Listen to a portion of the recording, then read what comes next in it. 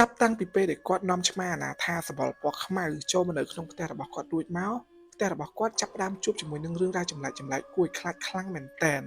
តែអ្នកទាំងអស់គ្នាធ្លាប់ឮចាស់ៗនិយាយតាក់ទងជាមួយនឹងឆ្មាឬក៏អត់គេតែងតែនិយាយថាចេះគ្រប់ឆ្មាអាណាថាទាំងអស់បើសិនជាសុកវាមកបង្ហាញខ្លួនចង់ចូលមកនៅក្នុងផ្ទះរបស់យើងឬក៏ចង់ឲ្យយើងនាំវាចូលមកនៅក្នុងផ្ទះមានន័យថាឆ្មាមួយហ្នឹងគឺកំពុងតែមានវិញ្ញាណអាណាថាឬក៏វិញ្ញាណរបៀបតៃហោងស្ថិតវានឹងហើយនៅពេលវាចូលមកនៅក្នុងផ្ទះរបស់យើងវានឹងបង្កជាបញ្ហាឲ្យអ្នកផ្ទះនឹងឯងទាំងអស់គ្នាខ្ញុំអត់ដឹងថាវាជារឿងពិតឬក៏អត់ទេអានឹងគឺជាជំនឿដែលចាស់គាត់បាននិយាយតគ្នាអញ្ចឹងទៅចំពោះសាច់រឿងខ្ញុំបាននិយាយក្នុងថ្ងៃហ្នឹងគឺវាតកតងជាមួយនឹងសត្វឆ្មានឹងឯងទាំងអស់គ្នាអញ្ចឹងខ្ញុំសូមអភ័យទោសមែនតើបើសិនជាអ្នកណាដែលគាត់ជាអ្នកស្រឡាញ់ឆ្មាគាត់ស្ដាប់ហើយគាត់អាចនឹងមានអារម្មណ៍ថាខ្ញុំកំពុងតែបង្កឲ្យអ្នកទាំងអស់គ្នានឹងស្អប់ឆ្មាខ្លាចឆ្មាអីចឹងទៅមិនមែនទេទាំងអស់គ្នាអាហ្នឹងគឺតាមអីដែលគាត់បានចែករំលែកមកទេចំពោះរឿងដែលគ្នារបស់យើងក៏បានចែករំលែកមកហ្នឹងគាត់មានឈ្មោះថាលក្ខណៈប្រាប់ថារឿងមួយនេះវាកើតឡើងកាលពីឆ្នាំ2018គាត់ចាំបានទាំងអស់គ្នានៅម៉ោងប្រហែលជាខ្ទង់6ល្ងាចគឺមេឃភ្លៀងខ្លាំងមែនតើមេឃភ្លៀងដល់ស្នាក់ស្ទើរទៅលិចផ្លូវលិចអីចឹងទៅផ្ទះរបស់គាត់គឺជាប្រភេទផ្ទះដែលនៅក្នុងភូមិទាំងអស់គ្នាហើយនៅមុខផ្ទះរបស់គាត់គឺមានលបងបើកបិទណាហើយអត់មានដបមានអីបាំងនៅខាងមុខផ្ទះហ្នឹងទេអញ្ចឹងគាត់ថាគាត់តែមេឃភ្លៀងខ្លាំងហ្នឹងភ្លាមម៉ាក់របស់គាត់បានប្រើគាត់ឲ្យទៅបិទទ្វារលបងផ្ទះគាត់ខ្លាចថាមានស្អីមានអីចូលមកអញ្ចឹងទៅអញ្ចឹងលក្ខណៈគាត់ទៅលឺម៉ាក់របស់គាត់ប្រាប់ភ្លាមគាត់ក៏ទទួលឆាត់បដាកាន់7បដាដើម្បីប្រចាំងដោយសារតែពេលហ្នឹងគាត់ថា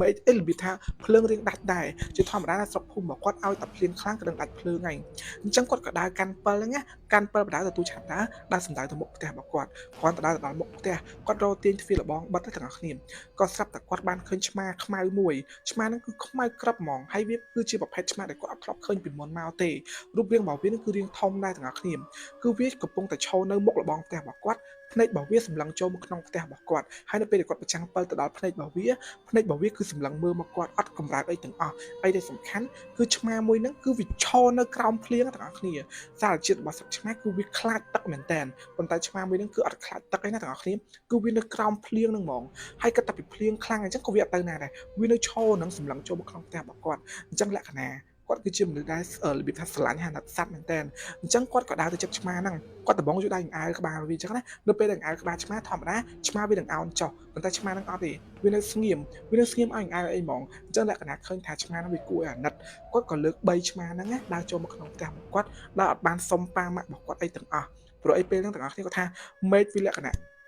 ចាប់ដើមល្ងឹតអីដែលសំខាន់ពេលនេះគឺដាច់ភ្លើងអញ្ចឹងធ្វើឲ្យអ្នកផ្ទះរបស់គាត់ហ្នឹងណារវល់វីវក់រឿងដើររោទានរកអីដុតនៅក្នុងផ្ទះអញ្ចឹងទៅអញ្ចឹងលក្ខណៈគាត់3ឆ្មាមួយហ្នឹងដាក់ចូលទៅក្នុងផ្ទះរបស់គាត់នឹងឯងក្រោយពីដាក់ចូលអីរួចនេះបានប្រហែលជាខ្ទង់កន្លះម៉ោងក៏ចាប់ដើមភ្លើងភ្លឺមកវិញទៅពេលដែលភ្លើងភ្លឺមកវិញអ្នកផ្ទះរបស់គាត់សួរថាឆ្មាពីណាគេចូលមកក្នុងផ្ទះអីអញ្ចឹងណាអញ្ចឹងលក្ខណៈគាត់ថាឆ្មាហ្នឹងគឺឆ្មាដែលគាត់យកចូលមកទេគាត់ឃើញវាហ្នឹងឈរនៅមុខផ្ទះមុខអីត្រូវភ្លៀងត្រូវអីអញ្ចឹងទៅក៏យកវាចូលមកក្នុងផ្ទះអញ្ចឹងទៅអញ្ចឹងអ្នកផ្ទះរបស់គាត់ពេលហ្នឹងគាត់បាននិយាយច្រើនទេគាត់ចាប់ដើមរៀបចំហូបបាយចំណែកឆ្មាមួយហ្នឹងទាំងអស់គ្នាគឺវាចាប់ដើមដើរនៅក្នុងផ្ទះហ្នឹងដើរភ្នែករបស់វាគឺស្រឡឹងគ្រប់កន្លែងទាំងអស់នៅក្នុងផ្ទះរបស់គាត់លក្ខណៈគាត់សង្កេតមើលឆ្មាមួយហ្នឹងទៅទាំងអស់គ្នាគឺវាខុសប្លែកពីឆ្មាផ្សេងៗដែលគាត់ធ្លាប់ជួបពីមុនមកវាដើរស្រឡឹងមើលនេះមើលនោះហើយអ្នកណាគេក៏អាចក្បាលវាបានក៏អាចប៉ះខ្លួនវាបានដែរវាអត់របៀបថាអត់ខំឬក៏អត់របៀបថាអត់ភ្ញាក់អីទាំងអស់គឺវានៅស្ងៀមនឹងឯងអញ្ចឹងអ្នកផ្ទះរបស់គាត់ហ្នឹងក៏បានចាប់អារម្មណ៍នឹងឆ្មាទេគាត់ចាប់ដើមហូបបាយហូបអីអញ្ចឹងណាប៉ុន្តែឆ្មាមួយហ្នឹងទាំងអស់គ្នាអំឡុងពេលដែលពួកគាត់ហូបបាយ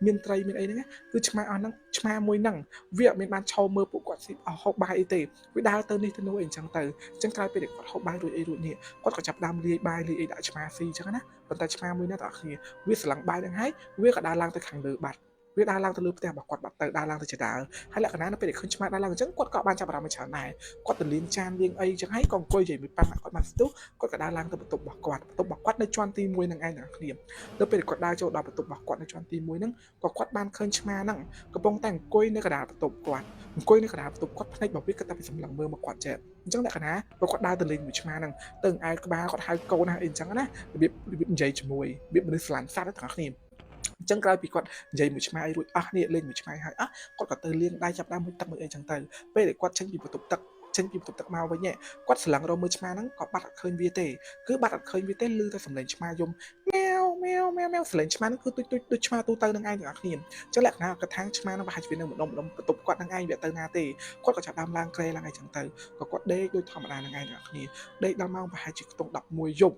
គាត់លឺសំឡេងឆ្មាយំទៀតប៉ុន្តែសំឡេងឆ្មាហ្នឹងមិនមែនយំម៉ែវម៉ែវហ្នឹងឯងសំឡេងវាគឺសំឡេងធំដូចមនុស្សកំពុងតែធ្វើសំឡេងត្រាប់តាមសត្វឆ្មាអញ្ចឹងរបៀបម៉ែវម៉ែវម៉ែវម៉ែវសំឡេងហ្នឹងគឺធំមែនតែនហ្មងបងប្អូនគឺធំយកតែមែនតែនហ្មងចឹងលក្ខណៈពេលហ្នឹងគាត់ភ្ញាក់ហ្មងគាត់ស្ទុះក្រោកបើកភ្លើងក្នុងបន្ទប់គាត់ដើររកឆ្មាមួយហ្នឹងប៉ុន្តែគាត់ឃើញឆ្មានៅក្នុងបន្ទប់គាត់ទៀតទេហើយសំឡេងយំម៉ែវម៉ែវហ្នឹងគឺនៅតែលឺដដែលហ្នឹងឯងគឺនៅតែលឺនៅតែអីចឹងទៅគាត់ព្យាយាមដើររកឆ្មាពេញបន្ទប់របស់គាត់ដែរប៉ុន្តែរកអត់ឃើញអត់អីចឹងណាបងប្អូនអញ្ចឹងពេលដែលព្រលឹមឡើងនេះគាត់ក៏សួរម៉ាក់ប៉ារបស់គាត់ថាយប់មិញមានឮសលេងឆ្មាយំឬក៏អត់ឆ្មាយំសលេងធំមែនតើអ្នកផ្ទះរបស់គាត់ថាអត់ឮទេអត់មានបានឮទេហើយគាត់សួរឆ្មាហ្នឹងតាណាបាត់ហើយម៉ាក់ប៉ារបស់គាត់ក៏សួរដែរតែគាត់ថាគាត់ដឹងហងបាត់វាតាំងពីយប់នៅពេលដែលគាត់ចូលដេកហ្នឹងមុនពេលចូលដេកគឺឃើញវានៅធម្មតាប៉ុន្តែនៅពេលដែលភ្ញាក់ឡើងនេះគឺបាត់វាហ្មងអត់ឃើញវាទៅណាសោះហ្មងអត់ឃើញវារបៀបថាបាត់ទៅឆឹងហ្មងបងប្អូនក៏បាត់ទៅរបៀបចឹងក៏ប្រាប់ប៉ាម៉ាក់គាត់តាមចឹងណាចឹងប៉ាម៉ាក់គាត់ក៏មិនបានដេញដោលច្រើនទេគាត់ថានឹងឆ្មាហ្នឹងវាត្រឡប់ទៅម្ចាស់វាវិញត្រឡប់ទៅណាទៅណីតាមបែបសត្វឆ្មាអញ្ចឹងទៅចឹងពួកគាត់ហ្នឹងក៏ចាប់ដើមធ្វើការរៀងខ្លួនទៅប៉ាគាត់ក៏ទៅធ្វើការ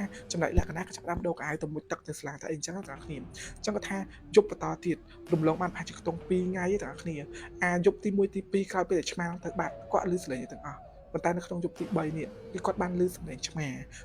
មាយំនៅម៉ោងប្រហែលជាខ្ទង់12យប់ប៉ុន្តែសំឡេងឆ្មាហ្នឹងមិនមែនយំម៉ែវម៉ែវម៉ែវម៉ែវអញ្ចឹងណាឮសំឡេងយំម៉ែវម៉ែវសំឡេងគឺធំខ្លាំងមែនតើបងប្អូនគឺសំឡេងធំដូចសំឡេងមនុស្សធ្វើត្រាប់តាមសំឡេងឆ្មាហ្នឹងឯងអីដែលសំខាន់ណាស់បងប្អូននៅក្នុងបន្ទប់របស់គាត់ចាប់អារម្មណ៍ថាមានមនុស្សកំពុងតែនៅក្នុងបន្ទប់ហ្នឹងជាមួយនឹងគាត់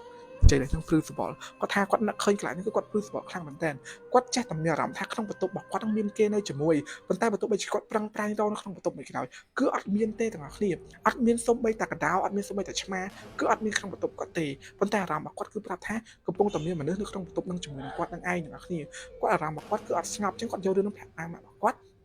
់ប៉ាម៉ាក់บอกว่าថាហាញចេះតែគិតច្រើនណាមើលរឿងខ្មោចខ្លាំងពេកទេបើចេះតែគិតអីផ្ទះផ្ដាយអញ្ចឹងទៅចឹងពេលឮប៉ាម៉ាក់គាត់និយាយអញ្ចឹងគាត់ហ្នឹងក៏គាត់ថាប្រហែលជាអញ្ចឹងមែនគាត់អាចនឹងគិតច្រើនតែខ្លួនឯងអញ្ចឹងទៅទាំងអស់គ្នារហូតដល់ចូលយប់ទី4ទាំងអស់គ្នាគាត់ដេកនៅក្នុងបន្ទប់របស់គាត់នៅពេលដែលគាត់ភ្ញាក់ដឹងខ្លួនឡើងណាគឺមានមនុស្សស្រីកំពុងដេកលើគ្រែជាមួយគាត់ថាចេះទៅបីជាបន្ទប់របស់គាត់ពេលហ្នឹងគឺបិទភ្លើងនៅក្រោយប៉ុន្តែគាត់មានអារម្មណ៍ថាជាមនុស្សស្រីព្រៃមនុស្សដែលដេកនៅលើគ្រែជាមួយគាត់ហ្នឹងគឺសក់របស់ម្នាក់ហ្នឹងគឺរបៀបថាហើមកប៉ះមុខគាត់ប៉ះលើខ្លួនរបស់គាត់អីអញ្ចឹងទៅហើយដែលសំខាន់គឺគ្រែរបស់គាត់គឺដេកគ្នា2នាក់ហ្នឹងឯងអញ្ចឹងលក្ខណៈនៅពេលដែលគាត់មានអារម្មណ៍ថាលើគ្រែរបស់គាត់មានដេកគ្នា2នាក់ហ្នឹងគាត់ក៏ស្ទុះក្រោកទៅបើកស្ទុះក្រោកទៅរបៀបថាបើកភ្លើងក្នុងបន្ទប់នៅពេលដែលគាត់ស្ទុះក្រោកបើកភ្លើងក្នុងបន្ទប់ហ្នឹងគាត់ឃើញម្នាក់ស្រីដែលដេកលើគ្រែហ្នឹងស្ទុះចេញពីបន្ទប់របស់គាត់ចេញទៅខាងក្រៅស្ទុះចេញទៅបាត់នឹងហ្មងបងប្អូនស្ទុះចេញទៅហើយគឺបាត់ឆឹងនឹងឯងបងប្អូនលក្ខណៈពេលនេះគឺគាត់ភ្ញាក់គាត់ខ្លាចខ្លាំងមែនតើគាត់ស្រែកពេញផ្ទះហ្មងណាស្រែកឲ្យប៉ាម៉ាក់របស់គាត់ជួយរកគាត់ថាគាត់បានឃើញមនុស្សស្រីដេកលើគ្រែជាមួយគាត់ហើយម្នាក់ហ្នឹងគឺជាមនុស្សស្រីមានសក់វែងសក់អីចឹងណាប៉ុន្តែគាត់អត់បានមើលមុខច្បាស់ថាជាមុខមិនអីមិនទេព្រោះនៅពេលដែលគាត់បើកភ្លើងហ្នឹងគឺវារត់លឿនខ្លាំងមែនតើហ្មងអញ្ចឹងប៉ាម៉ាក់គាត់ពេលហ្នឹងគាត់ចាប់ដើមរកពេញផ្ទះហើយរកពេញផ្ទះរកគ្រប់កន្លែងទាំងអស់នៅក្នុងផ្ទះប៉ុន្តែរកមិនគឺរកអត់ឃើញទេទាំងអស់គ្នាគឺរកអត់ឃើញសោះហ្មងណារកអត់ឃើញសោះអញ្ចឹងប៉ាម៉ាក់របស់គាត់ក៏គិតថាចេះលក្ខណៈហ្នឹងជួយចិត្តមើលរឿងខ្មោចពេកទៅសម័យគិតអីផ្ដេសផ្ដាស់អីចឹងទៅអញ្ចឹងលក្ខណៈក៏គាត់ប្រាប់ថាគាត់អត់បានសម័យទេគាត់ឃើញមែនគាត់គិតមែនអីចឹងទាំងអស់គ្នាអញ្ចឹងក្រោយមកនេះក៏គាត់បិទទ្វារបន្ទប់ចាក់សោនៅពេលដែលគាត់ចូលគេងគឺបិទទ្វារបន្ទប់ចាក់សោអីចឹងខុសពីមុនដែលគាត់អត់ដែរមានទម្លាប់បិទទ្វារបន្ទប់ចាក់សោអីទេដោយសារអ្នកផ្ទះរបស់គាត់ហ្នឹងគឺសត្វតែជាអ្នករបៀបថាគ្រួសារតែមួយអញ្ចឹងអត់ដែរមានរឿងរ៉ាវអីចម្លែកចឹងឯងអញ្ចឹងគាត់ក៏បន្តដេកជាទាំងអស់គ្នារហូតបានបែរជាខ្ទង់មួយអាទិត្យក្រោយមកទៀតទាំងអស់គ្នានៅម៉ោងប្រហែលជាខ្ទង់ម៉ោង1យប់លក្ខណៈគាត់ដើរចុះពីលើបន្ទប់របស់គាត់ទៅខាងក្រោមដើម្បីយកទឹកផឹកនៅពេលដែលគាត់ដើរចុះទៅខាងក្រោមផ្ទះរបស់គាត់គឺបិទភ្លើងហើយផ្ទះរបស់គាត់គឺជាប្រភេទផ្ទះថ្មទាំងអស់គ្នាចដើគឺនៅក្នុងផ្ទះហ្នឹងឯងអញ្ចឹងនៅពេលដែលផ្ទះរបស់គាត់បិទភ្លើងអស់ហើយគាត់ហ្នឹងក៏មិនបានបើកភ្លើងបន្ទប់បើកអីដែរគាត់ដើរចុះទៅដៃគាត់បើក flash ទូរស័ព្ទដើរចុះទៅនៅពេលដែលគាត់ដើរចុះទៅគាត់បានឃើញរូបរាងមនុស្សក្របកណាត់ខ្មៅវាពីខាងក្រោមឡើងមកតាមចដើវាពីខាងក្រោមហ្នឹងឡើងមកតាមចដើកើមដូចសត្វឆ្មាអញ្ចឹង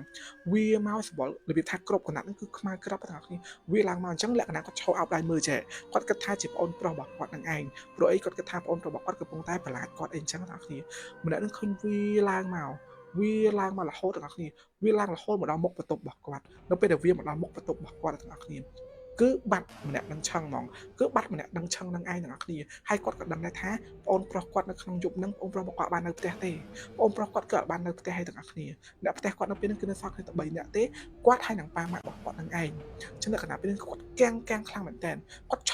មើលអារូបភាពដែលបាត់ទៅនឹងភ្នែករបស់គាត់ហ្នឹងណាគាត់ឈរមើលឲ្យបានគាត់ស្រែកនឹងទឹកភ្នែករបស់គាត់គឺហូរចុះមកឲ្យទាំងអស់គ្នាគឺឈរមករបៀបឈរចុះមករបៀបខ្លាចខ្លាំងតែមែនតើអញ្ចឹងទៅអញ្ចឹងគាត់ថាក្រោយពេលដែលមានរឿងរ៉ាវនឹងកើតឡើងនេះប៉ាម៉ាក់របស់គាត់ក៏ប្រាប់ដែរថាគាត់អាសាបានឮសលេង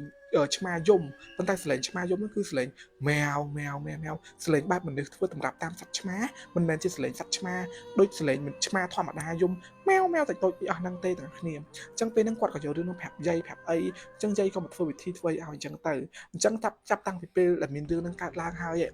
យរបស់គាត់គឺហាមហ្មងហាមឲ្យលក្ខណៈហ្នឹងយកឆ្មាចូលមកក្នុងផ្ទះទៀតជាពិសេសប្រភេទឆ្មាសម្បល់ខ្មៅឆ្មាដែលអាណាថាដែលមិនធ្លាប់ឃើញពីមុនមកហើយឆ្មាប្រភេទមានរឹកពីចម្លែកអីអញ្ចឹងណាគឺកំណំចូលផ្ទះដាច់ខាតអាហ្នឹងគឺតាមបីនិយាយរបស់គាត់ប្រាប់មកណាខ្ញុំនៅតែនិយាយប្រាប់ចឹងទាំងអស់គ្នារឿងមួយហ្នឹងខ្ញុំមិនមែនជំរុញអ្នកទាំងអស់គ្នាខ្លាចសត្វឆ្មាខ្លាចអីទេខ្លាចមិនមែនជំរុញអ្នកទាំងអស់គ្នាបើអ្នកទាំងអស់គ្នាជាមនុស្សស្រឡាញ់ឆ្មាក៏នៅតែស្រឡាញ់ឆ្មាចឹងទៅគ្រាន់តែរឿងដែលគាត់បានជួបប្រទះហ្នឹងវាជាការដែលគាត់ចែករំលែកបទពិសោធន៍មកនឹងឯងទាំងអស់គ្នាវាតកតងនឹងសត្វឆ្មាអីចឹងទាំងអស់គ្នាហ្នឹងហើយហើយបើសិនទាំងអស់គ្នាមានរឿងចង់ចែករំលែកចេះកុំភ្លេចឆាតមកក្នុង account IG របស់ខ្ញុំផងហើយខ្ញុំសូមបញ្ជាក់មួយទៀតទាំងអស់គ្នារឿងដែលខ្ញុំនិយាយប្រាប់ទៅអ្នកទាំងអស់គ្នាហ្នឹងណាគឺខ្ញុំបានស្ដាប់មកពីខាងគ្នារបស់យើងគាត់ចែករំលែកមកទេបើសិនជារឿងទាំងអស់ហ្នឹងអ្នកទាំងអស់គ្នាស្ដាប់ហើយមានអារម្មណ៍ថាប៉ិតឬមិនប៉ិតអាហ្នឹងគឺស្ថិតទៅលើការគិតរបស់អ្នកទាំងអស់គ្នារឿងដែលខ្ញុំនិយាយទៅខ្ញុំនៅតែបញ្ជាក់អញ្ចឹងគឺទាំងអស់គ្នាស្ដាប់ហើយពិចារណាដោយខ្លួនឯងទៅហ្នឹងហើយទាំងអស់គ្នាចុងក្រោយក៏មានតែប៉ុណ្្នឹងដែរបាយបាយ